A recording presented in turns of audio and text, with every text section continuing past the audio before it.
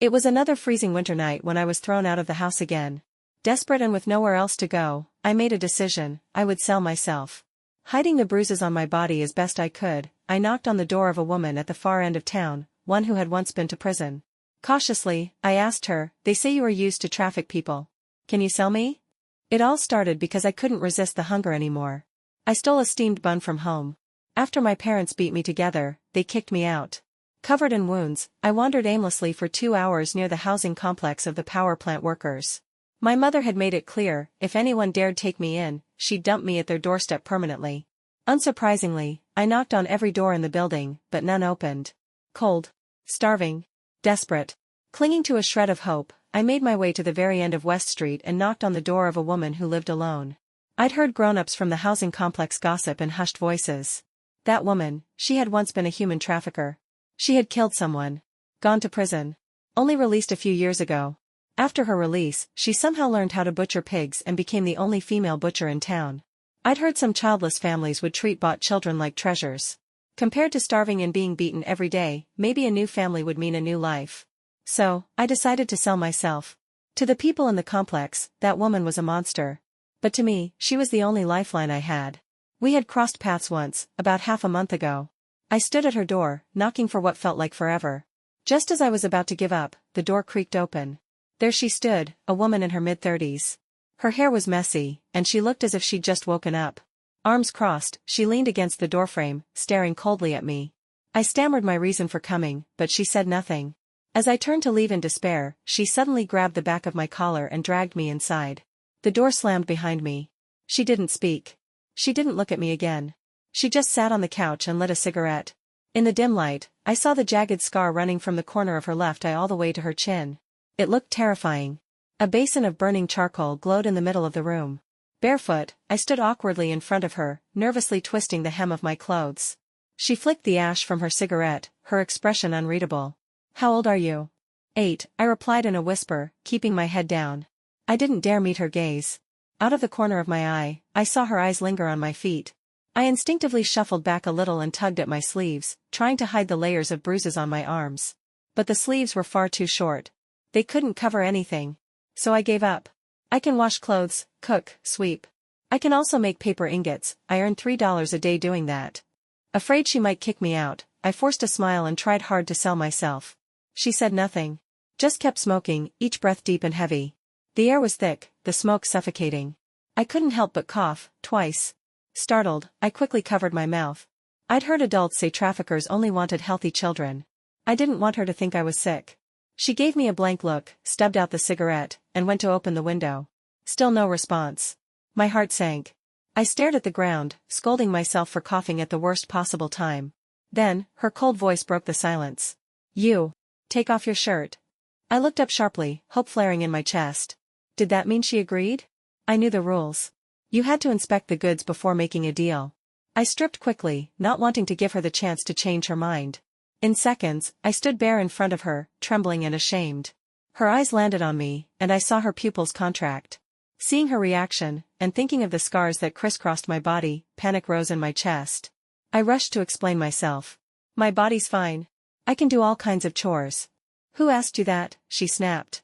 "Do you do this in front of everyone? Don't you feel shame?" "Shame?" I was confused. My parents had stripped me and thrown me out naked so many times that the entire neighborhood had seen me like that. I was used to it. I didn't know how to answer. So I tried to smile, awkwardly, and asked, "Weren't you going to check the goods? Are you from the Miller family? The one in the power plant dormitory?" She was standing behind me. Her voice gave nothing away. My throat tightened. I couldn't say a word. I had hoped, foolishly, that she wouldn't recognize me. But from the sound of her voice, I knew I couldn't hide. She was going to throw me out next, wasn't she? After all, I was the infamous little thief of the town. I'd stolen half a bowl of leftover rice from the Lukes, 2 ears of corn from the Georgies family, a sweet potato from the Debs, a chicken from the Wilsons, and $50 from the Browns. Who would want a kid like me? Just then, a warm hand pressed gently against my back. The familiar scent of medicated balm filled the air.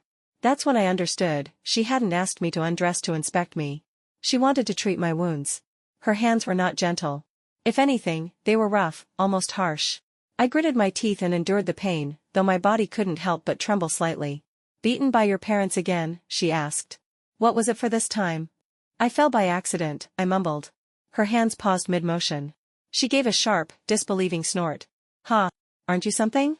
You managed to fall right onto a whip? Your body looks like it's been flayed. She clicked her tongue in disapproval. I lowered my head, too ashamed to speak. Once she finished applying the medicine, she tossed me a set of brand new clothes. To my surprise, they fit perfectly. My nose tingled, and tears welled up in my eyes. Since I was 6, since my grandmother passed away and my grandfather sent me back to my parents, no one had ever bought me new clothes. I always wore the cast-offs my older sister and younger sister didn't want anymore. She said nothing more about it. 10 minutes later, she brought me a bowl of noodles, topped with 2 golden fried eggs. The steam curled into the air, and I couldn't take my eyes off it. Saliva flooded my mouth. I'll ask you one more time, she said. What really happened to those injuries? Just so you know, I don't like liars. I stole something. With a thud, I dropped to my knees in front of her. I knew I couldn't fool her. She could tell just by looking. She yanked me up roughly by the arm. What's with the kneeling again? Got any spine at all? She barked. Out with it. What did you steal? A steamed bun. From home. And why'd you steal it? I was starving. I licked my cracked lips. I hadn't had a single grain of rice in 2 days, I was truly hungry.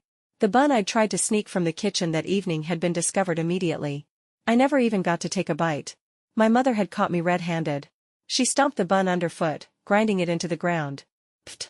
And that's stealing, the woman muttered lazily, then motioned to the bowl of noodles. Eat, she said. And that was that. I ate every last bite, not leaving a single crumb behind. When I finished, she didn't ask whether I was full, just glanced at me briefly and pointed to the scar that ran down her face. Aren't you afraid of me? I answered without hesitation, my voice soft but firm. No. Since the moment I'd walked in, she'd kept her face cold and distant. But she was also the first person, since losing the protection of my grandparents, to give me new clothes, to treat my wounds. When I had nowhere else to go, she let me into her home and cooked me a bowl of noodles. How could I possibly be afraid of her? To me, she wasn't a monster, she was a living bodhisattva. I stared at the scar on her face for a while, then asked carefully, does it hurt? What's it to you? Go to bed, she snapped. A flicker of surprise passed through her eyes, but the next second, she flew into a flustered rage. Her sharp go didn't scare me, instead, it made me feel oddly comforted. We had crossed paths before. She might not remember me, but I remembered her. Half a month ago, my mother had given me $5 to buy pork. When I got to her meat stall, I realized the money I'd clutched in my hand was gone. I squatted down right there and cried loudly, terrified of the beating I'd get at home. People nearby whispered and pointed. She, annoyed, shoved a wrapped portion of meat into my arms. What are you crying for? Just my bad luck today. Take it and get lost. She was fierce, yes, but one of the very few in town who'd ever shown me a sliver of kindness. That night, I slept in the room next to hers, not daring to believe that any of this was real. The noodles hadn't filled me up entirely, but I said nothing, afraid she'd think I was greedy. Even so, I was already beyond grateful. The room was small, but the blanket was thick and soft. Compared to the cold wooden board I slept on back at home, a room converted from a public restroom, it felt like heaven. I even began to hope, maybe she wouldn't sell me at all. I ended up staying for a week. She treated me with neither warmth nor cruelty, and told me to call her Aunt Sarah. She never mentioned any buyers again.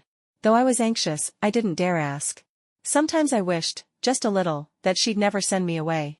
But fate never follows wishful thinking. A few days later, my parents came storming to the house with a coil of rope.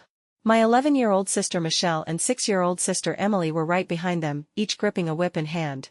Aunt Sarah had just gone out. I was the only one home. The moment I saw them, my entire body went cold. Without thinking, I turned and ran inside. I knew if they took me back, they'd beat me to death. I hadn't even made it far before my mother caught up. She grabbed me by the hair and dragged me out by force. Got some nerve now, huh? You think you can run? Her expression was thunderous. She slapped me hard across the face, again and again, until my ears were ringing. My younger sister Emily, taller than me by a full head, brandished her whip smugly through the air. Mom, Dad, hurry up and drag this little dog back home. I want to play horsey. Michelle yanked my arm and twisted it viciously, leaning close to hiss in my ear. You're dead today. Shameless little mutt. Tie her up and drag her back. My father, who had stayed silent, adjusted his glasses and tossed the rope to my mother, eyes filled with disgust. He'd never once held back when hitting me. The only reason I was still alive today was pure luck. My heart plummeted into the abyss. I couldn't stop crying. With swift, practiced motions, my mother tied me up tight. Then, gripping the rope like a leash, she dragged me out of Aunt Sarah's yard like I was a dead dog. I refused to be taken back so easily. As they pulled me toward the gate, I suddenly threw myself forward, headbutting my mother's stomach and stumbling in the opposite direction. She quickly regained her balance. Humiliated and furious, she yanked the rope hard, pulling me backward like a sack of trash. Then she kicked me to the ground, bent over me, and slapped me across the face, again and again. Beat her to death. Beat this wretched mutt to death. Emily joined in gleefully, whipping my legs with an excited grin. Michelle stood nearby with her arms folded, watching coldly. I gave up resisting. Numb, I let the slaps and the lashes fall on my body and face without a sound. Then, suddenly, a familiar figure rushed in, Aunt Sarah. She shoved my mother and Emily aside with all her might. Emily fell backward and burst into loud sobs. My mother screamed and ran to her, then turned on Aunt Sarah with a shriek. Are you insane? How dare you lay a hand on a child? But when I saw Aunt Sarah standing there like a savior, light returned to my eyes. Without sparing my mother a single glance, Aunt Sarah pulled me off the ground. She untied the rope, smoothed out my clothes, and scolded me harshly. Are you stupid? When those bastards were beating you, why didn't you call for help? Useless brat, crying does nothing. She jabbed me on the forehead, angry like she truly cared. I glanced at my father. His face had darkened. Watch your mouth, he muttered. We're disciplining our own child. It's none of your business. His tone was calm, but the coldness in his eyes, the storm gathering, was all too familiar. I trembled, quietly stepping behind Aunt Sarah. My mother, emboldened by my father's presence, straightened up like a general in battle. Pointing at me with trembling fingers, she barked, You worthless thing. Get over here. Aunt Sarah turned to me. Do you want to go back with them? I remembered when Grandpa was still alive. He had asked me the same question in front of them, and I had said yes. But my parents had refused to let him take me. And afterward, they had beaten me so badly I couldn't get out of bed for days.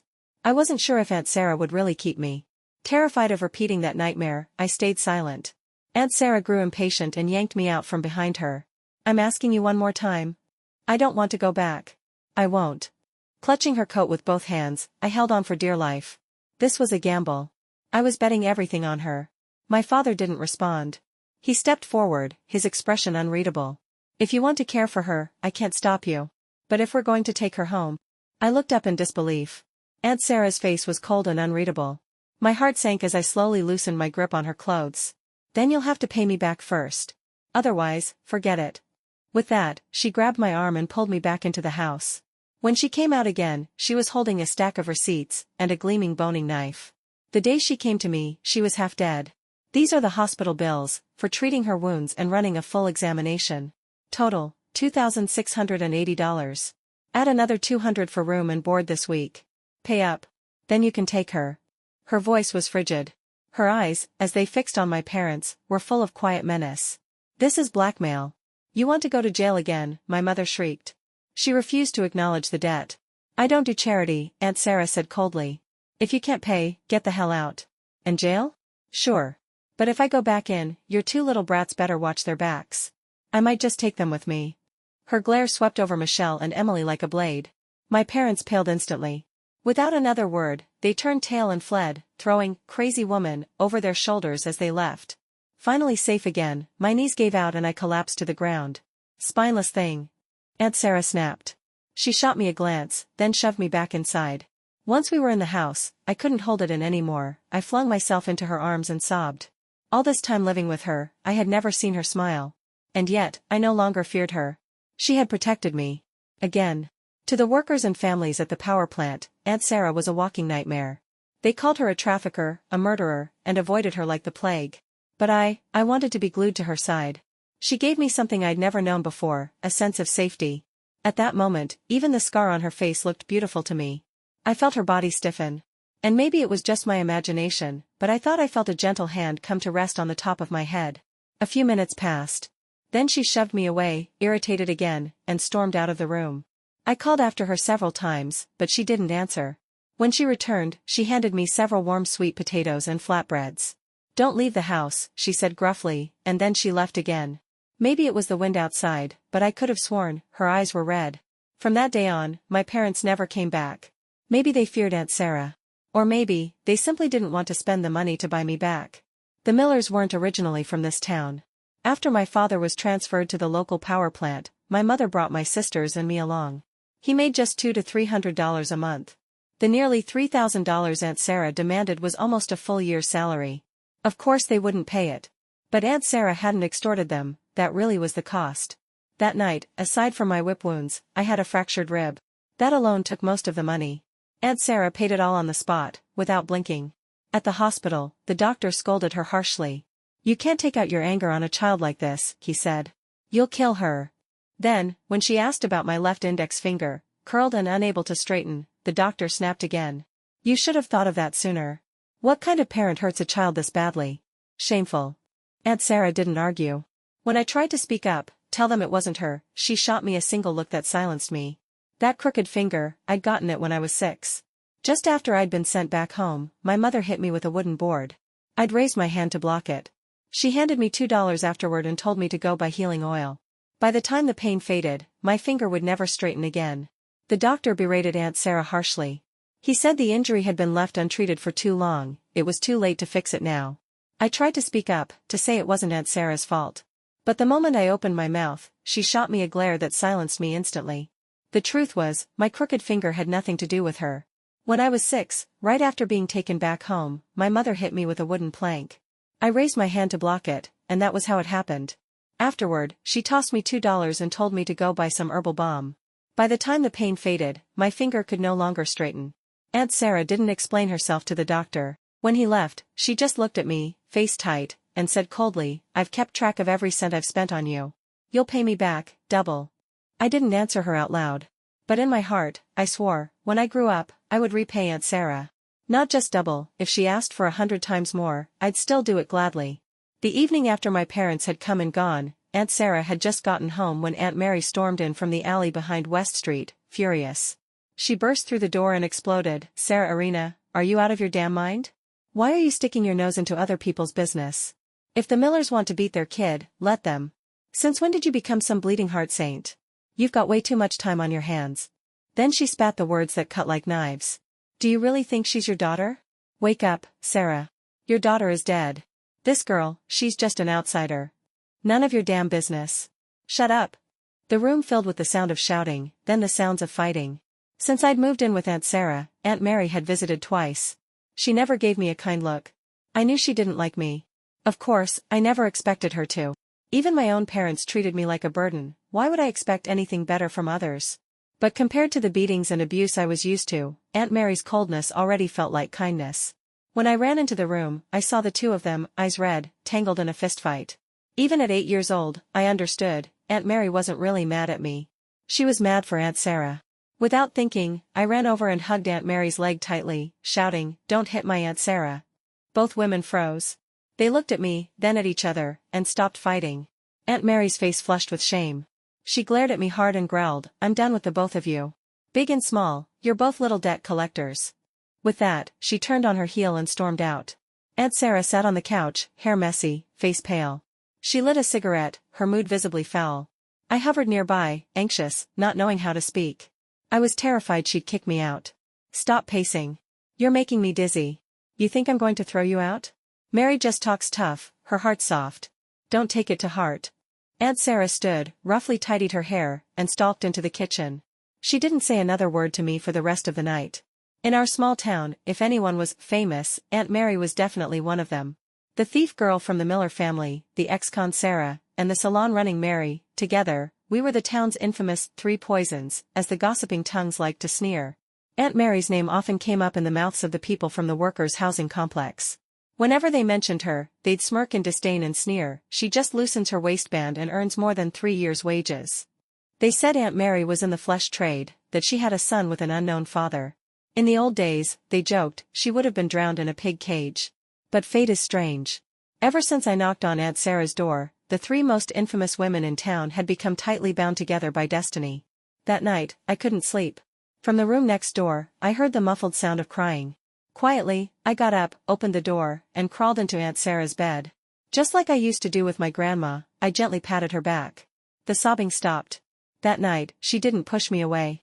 The next morning, when I got up, Aunt Sarah's face was stiff with discomfort. Her voice had returned to its usual coldness. She warned me, if you can't write from 1 to 100 today, if you can't copy all the characters I gave you, I'm kicking you out. I'd never been to school. I couldn't read a single word. When I was first brought back home, my parents told others I was still too young to attend school.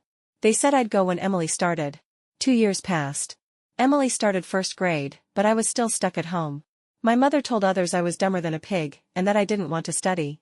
But here, with Aunt Sarah, she taught me patiently, stroke by stroke, to read and count. I once asked her why she was doing all this. She rolled her eyes and snapped, "So I can sell you for a better price one day." But I wasn't completely naive. I could tell who meant me harm and who didn't. Back at home, I had to get up at 6 every morning to fold paper offerings my mom brought from the nearby factory.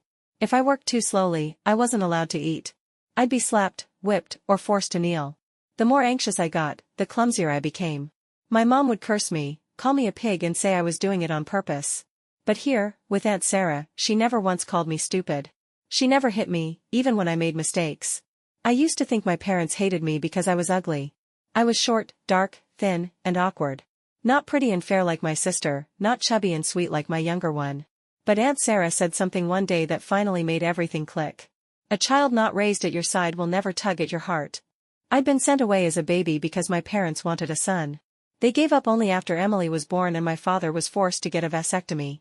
We were all girls, but treated so differently, just because I wasn't raised by the Millers.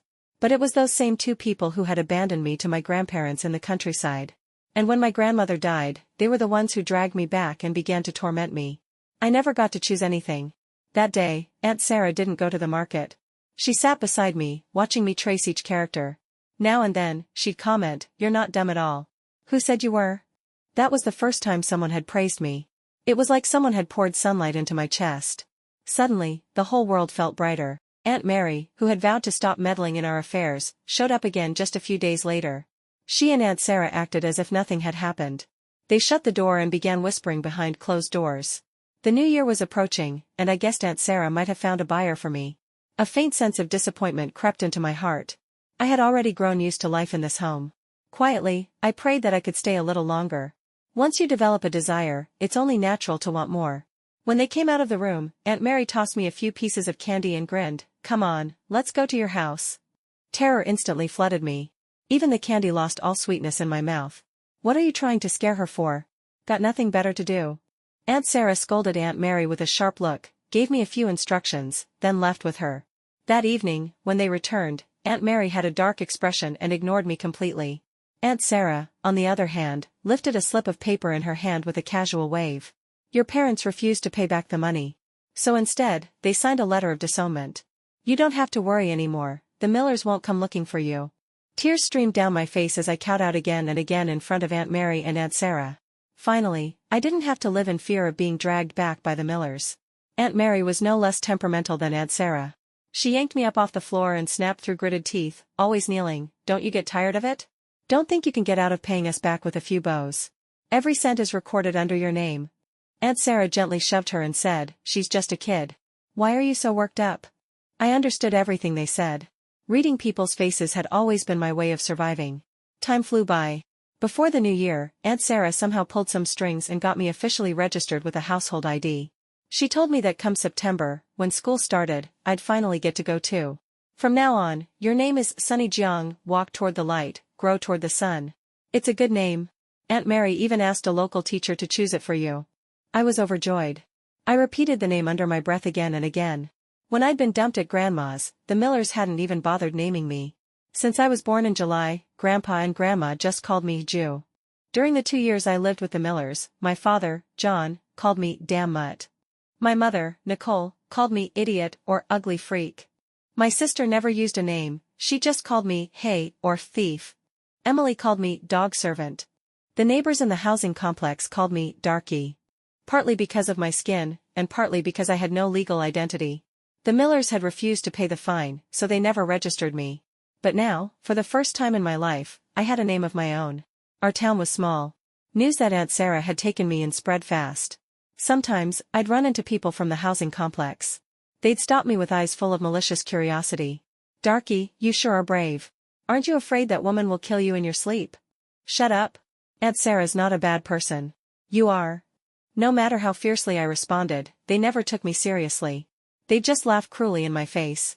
Right there, in front of me, they'd say, a thief, a killer, and a whore, put them under one roof, must be a lively household. Back when I was still living with the Millers, these were the very people who loved to pour fuel on the fire. They only ever dared to act bold in front of people like me, the weak. I was 8. Old enough to know right from wrong. And I hated the way their eyes lit up with amusement whenever they mentioned Aunt Sarah. I already knew her story. Aunt Mary had whispered it to me one night. That bastard deserved to die. Aunt Sarah's father had been a gambling addict. To pay off his debts, he forced her to marry a man 20 years older. That man was cruel and violent. Whenever things didn't go his way, he'd beat her senseless. Worse yet, he was a monster. He laid hands on his own 6-year-old daughter. Timid by nature, Aunt Sarah had finally dared to resist him. He beat her bloody for it. Later, while he was out, she secretly gave her eldest daughter to a couple from another town. Then, she took her 3-year-old and tried to hide at her mother's house. But her mother sold her out. Her gambling father and 2 brothers dragged her right back to that beast of a man. That night, drunk and enraged, he beat her again behind closed doors. Her younger daughter, locked outside, somehow fell headfirst into a water bucket in the yard, and drowned. Something inside Aunt Sarah snapped. Blinded with grief and rage, she snatched the kitchen knife from the man's hand, and killed him. The scar on her face came from that night, when he struck her with the same knife. Because it was ruled manslaughter, she served 5 years. But to me, a mother willing to sacrifice everything to protect her child could never be a bad person. Even to someone like me, a child with no ties to her, she had offered shelter and protection. Compared to all those hypocrites, she was worth 100 of them. I shoved those bullies aside and ran. When Aunt Sarah found out, she stormed over to the housing complex the next day, full of fury. She brought 2 caddies of rice to the Luke family, a big sack of corn to the Jorge's family, and 10 caddies of sweet potatoes to the Deb household. Watch your mouths, she said coldly. I don't want to hear a single word about my sonny being a thief ever again. A few grains of rice and a couple corn stalks, do you think that's going to make you rich? If you had even an ounce of decency, you'd be ashamed. Keep spouting filth, and don't blame the heavens when retribution finds you. Their faces turned green, then white. They didn't dare talk back, but they quickly took the food. At the Wilsons, Aunt Sarah simply gave their son, a boy 2 years older than me, a sharp glare. The boy burst into tears and admitted that it had been him and a few other children from the complex who'd stolen the missing chicken and eaten it out in the fields. The Wilsons didn't look much better.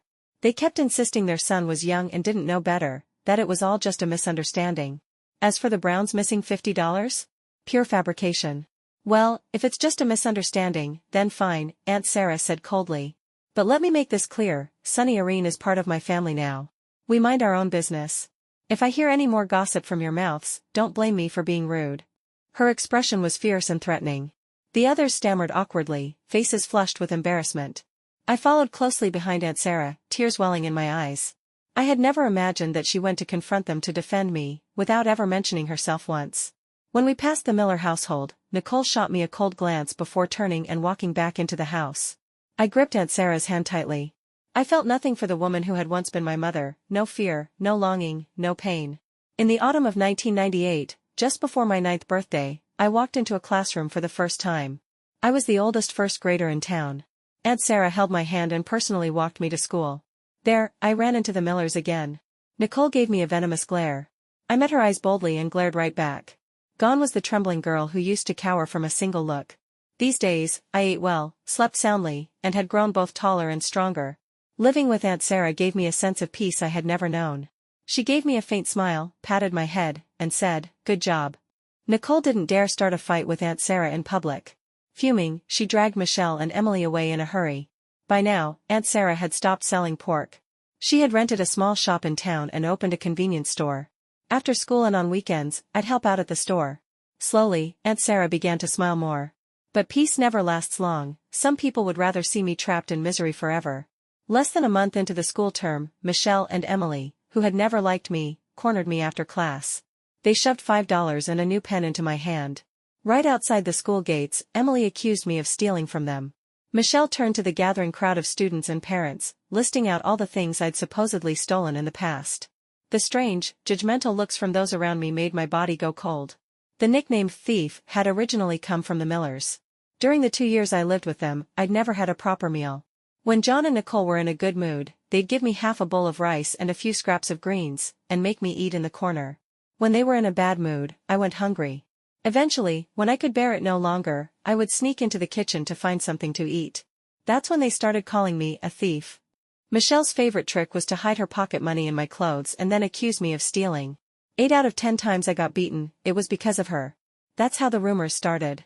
After that, whether it was something missing at home or around the housing complex, they all blamed me. Seeing the triumphant smirks on Michelle and Emily's faces made my eyes burn red with rage. All the past humiliation and hurt came flooding back. They were vile. I lunged at them, fists swinging, shouting that I didn't steal from them.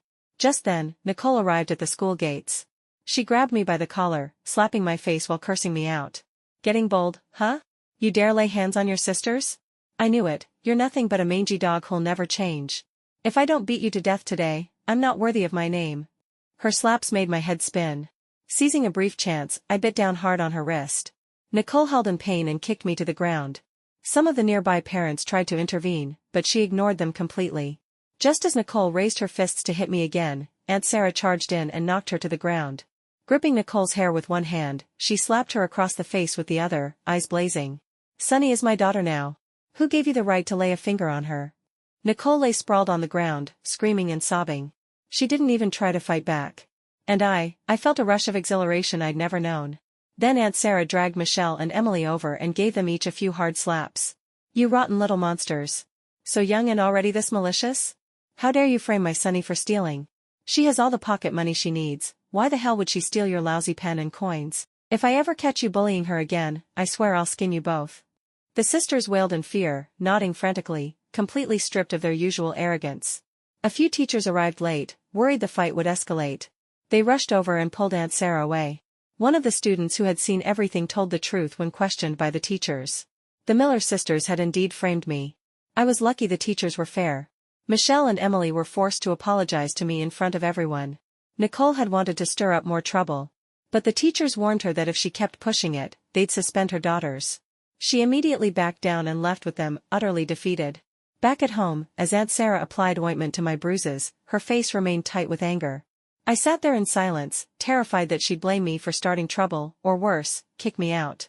I didn't dare speak. I already asked around. Those two have been picking on you at school for a while now, haven't they? Why didn't you tell me sooner? What are you afraid of? If they hit you, you hit back. Mom. I choked on my words and threw myself into her arms.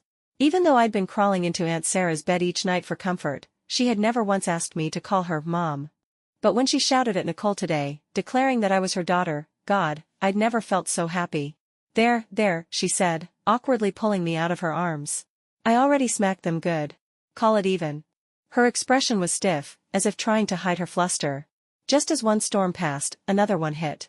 The very next day, Saturday, Aunt Sarah's mother showed up at our doorstep, bringing along 2 half-grown boys. Aunt Sarah's father, a gambling addict, had died years ago. Unfortunately, his sons had inherited his vice. Their lives were a complete mess. Ever since Aunt Sarah took me in, her mother had visited twice. Each time, she hinted, sometimes outright demanded, that Aunt Sarah get rid of me. Both times, Aunt Sarah had driven her away with sharp words. This time, the moment she stepped through the door, she scolded Aunt Sarah for being a fool. You've got money to raise someone else's kid? And a lowborn girl, no less. You think she's going to take care of you in your old age? Are you sick in the head? You'd be better off saving that money for your nephew, that little tramp is known for being a thief. One day she'll rob you blind and leave you sobbing. Aunt Sarah didn't even argue. She simply walked inside and came out with her old pig slaughtering knife. Pointing it at her mother, she barked, "Get out. You have no right to tell me what to do. You don't deserve to. You sold me, again and again, and now you want to leech off me? Who the hell do you think you are?" Then she grabbed one of the boys, 8 or 9 years old, and raised the knife in mock threat. "I'm warning you. Come here again, and I'll butcher these 2 little brats. It's not like I haven't killed before." Her mother and the boy turned pale with fear. The whole group fled in panic. After that day, they never came near the Jiang house again. When they left, Aunt Sarah sat down on the front steps of the courtyard. Eyes red, she lit a cigarette. In that moment, I felt an overwhelming sense of kinship with her. Her parents didn't love her. Mine didn't love me either. I quietly walked over, lay my head gently on her knee, and promised, when I grow up and make money, I'll buy you a big house. I'll take care of you when you're old. I'll be there until the very end. Aunt Sarah put out her cigarette. Her eyes welled up as she laughed and muttered, "Little girl, you sure know how to sweet-talk me. But I like it." The following year, I skipped a grade and went straight to 3rd grade. Once I left the Miller family, it was like a switch flipped in me. I began to flourish. My grades soared. The walls of our home were soon covered with my award certificates. Since the confrontation at the school gates, Michelle and Emily had kept their heads down. They didn't dare pull any more stunts. Whenever I saw John or Nicole, I treated them like strangers. In 7th grade, I was diagnosed with acquired heart disease. I needed a bypass surgery. But small towns didn't have the facilities for that. We had to go to the provincial capital, and the operation would cost a fortune. Just as life had begun to feel steady, it felt like everything was crashing down again. To raise the money for my surgery, Aunt Sarah started working from dawn till dusk. She grew visibly more exhausted by the day. Then one afternoon, while Aunt Sarah wasn't home, my biological mother came to visit. Instead of offering help, she mocked me. I knew it, you're nothing but bad luck. Good thing we severed ties back then. Otherwise, you'd have dragged our whole family down with you. Born wretched. You really thought living with that woman would give you a good life? Guess what, God saw through your filth. Heaven doesn't spare trash like you. You think that Irina woman's a saint? She's just raising you until you're old enough to sell. Let's see if she still wants you now. Each word was more venomous than the last. Her face was full of sick delight. I looked her in the eye and said coldly, shouldn't you be the one to crawl back into whatever sewer you came from? I didn't want to argue. I just threw her out. That night, when Aunt Sarah returned, I calmly told her I had decided not to go through with the surgery. She had already sacrificed too much for me. I didn't want to be a burden. I had lived longer than I ever thought I would, and that was enough. The moment the words left my mouth, Aunt Sarah did something she'd never done before. She slapped me. Tears welled in her eyes as she pointed at me and shouted, "You think you can just decide not to get treated? What about all the money I've spent on you these years? You think that was all for nothing? Dream on. Every cent I spent on you, I remember. You want to repay me? Then stay alive." Then she pulled me into a fierce hug and sobbed. Damn that cruel heaven. Why must my child suffer like this? Don't be afraid, Sonny. Even if I lose everything, I'll still get you treated. So stop thinking those thoughts. That night, we clung to each other and cried. Through tears, I promised her, I would live. I would live well. And I would take care of her in her old age. 3 months later, we left for the provincial capital. Aunt Sarah brought every last bit of her savings, and Aunt Mary chipped in too. The 3 of us made the journey together. The surgery was a success. On the day I was discharged, Aunt Sarah cried. Aunt Mary cried too. They told me, you've made it through the worst.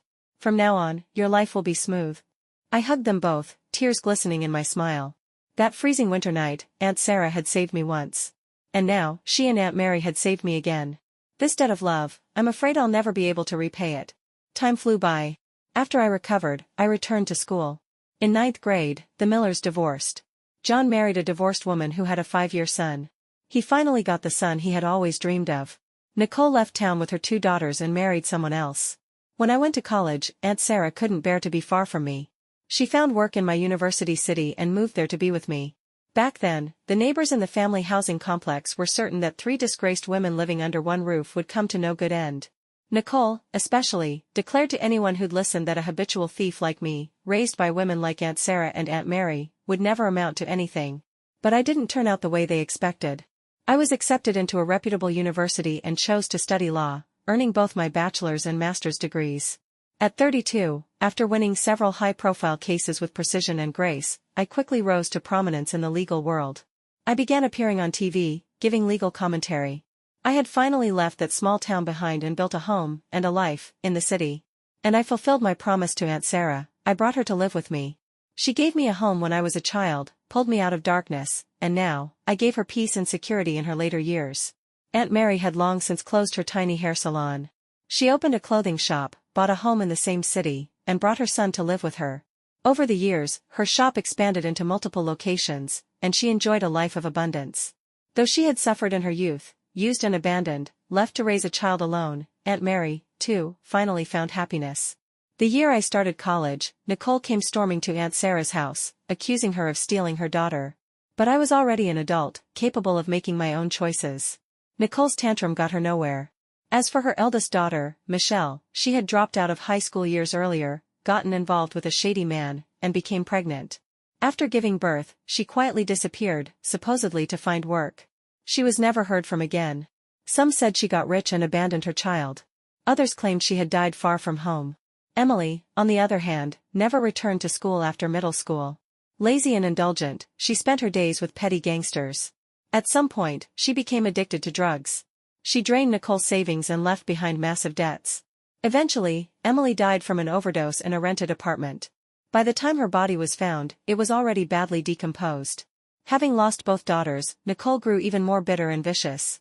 She claimed I owed her support as a daughter and demanded an outrageous amount of money from me. Of course, I refused. I told her to take it through legal channels and let the court decide. But before she could file anything, she died. It was my third year in college. Nicole, deranged and disoriented, wandered out of her home in the middle of the night and was struck by a speeding truck. She died instantly. The neighbors from our childhood complex had long since moved away. That bitter, haunted childhood now felt like a distant dream. When I was 35, John finally tracked me down. After remarrying, he'd stayed at the power station until retirement. Now just over 60, his hair was completely white. Sitting awkwardly across from me, he no longer carried the arrogance he once wielded over me as a child. His wife's son had been convicted in a serious criminal case and had already lost in the first trial. Suddenly, John dropped to his knees and begged me to save his son. Years ago, when I was in the hospital for heart surgery, John had come by secretly and tried to slip me $500. I didn't take it. Aunt Sarah wouldn't allow it. Now, I treated his request like any other case. After reviewing the files, I saw that there was no way to overturn the verdict.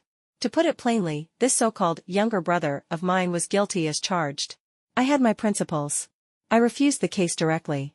I chose this profession because I wanted to use the law to bring light to those trapped in darkness, not to defend the wicked. The light in John's eyes dimmed. Those who break the law must one day face the consequences of their actions. The father who could never let go of his obsession with his son, would never receive the love and care he longed for in his old age. John lowered his head, covering his face with trembling hands. My feelings were conflicted.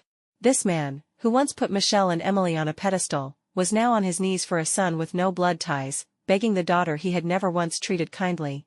After a long pause, he looked up, red-eyed and grief-stricken. "Ju, you still hate me, don't you? I was blinded back then, I wronged you in so many ways."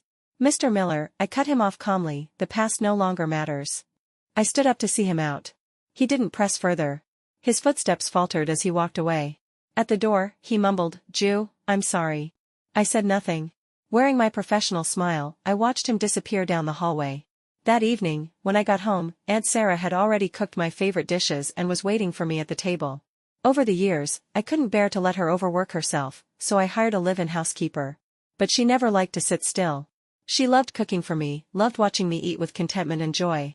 No matter how busy I was, I always made time to come home and eat with her. We had long since become each other's safe harbor, bound not by blood, but by something even deeper. I had remained single all these years. She never once pressured me about marriage. She respected my choices, and perhaps, was afraid to burden me with expectations. I once asked her if she ever wanted to find her eldest daughter again.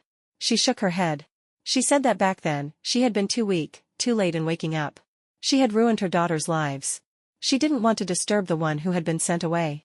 She especially didn't want to reopen those painful wounds for anyone. It wasn't until many years later that I found out, on the night I knocked on her door, Aunt Sarah had been preparing to end her life. That cold winter night, we had saved each other. And from that moment on, there was light in both our lives.